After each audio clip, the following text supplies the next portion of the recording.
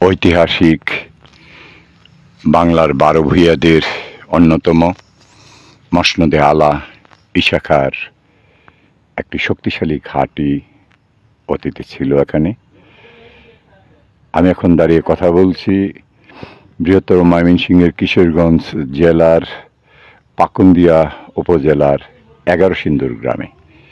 এখানেই ঈশা খাঁর সর্বশেষ ঘাঁটিটি ছিল এটা।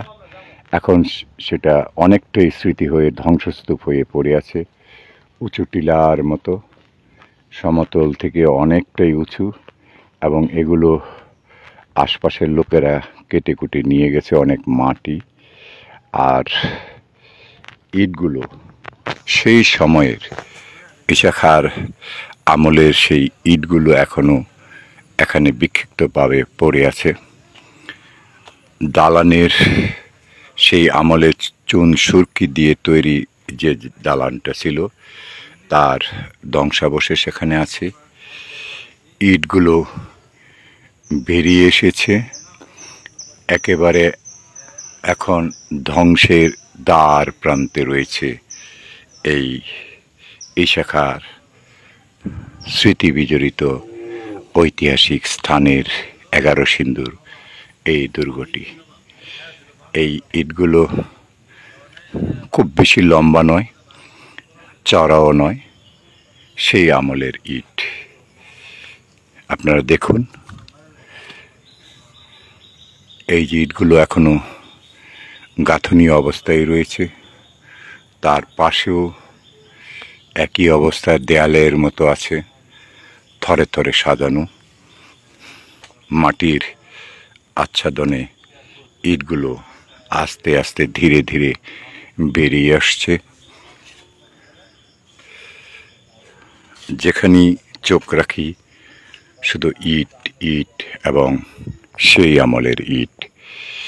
এখানে উপরে মাটি কিছু কেটে নেওয়া হয়েছে, কেন নেওয়া হয়েছে জানি না। চারিদিক থেকে এই পাশে রয়েছে ইটের স্তূপ রয়েছে, আবার ও পাশ থেকেও মাটি কাটা হয়েছে, আর উঁচু ডিবির অপর পার্শ্ব থেকে এইভাবেই একই সিস্টেমে মাটি কাটা হয়েছে। কেন হয়েছে জানি না।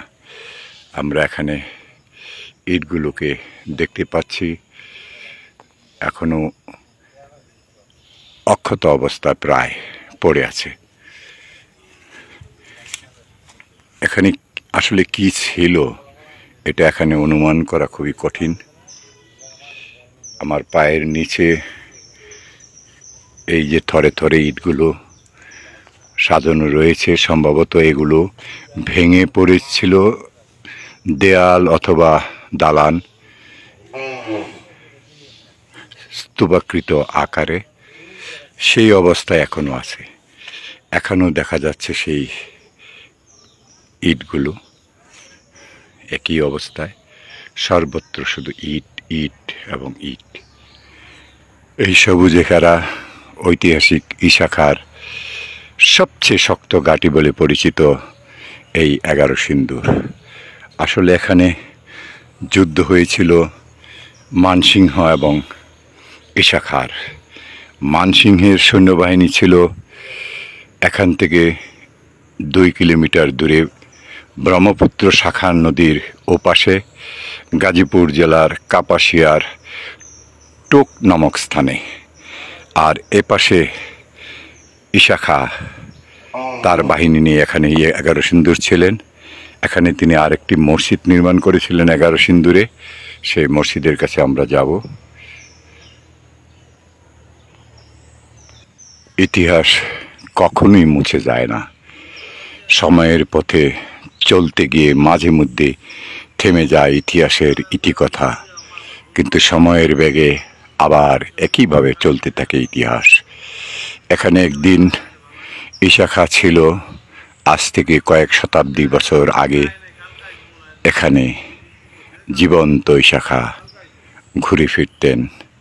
আজকে শত শত বছর পর সেখানেই দাঁড়িয়ে তারই রোমন্থনে ঈশা খাঁ।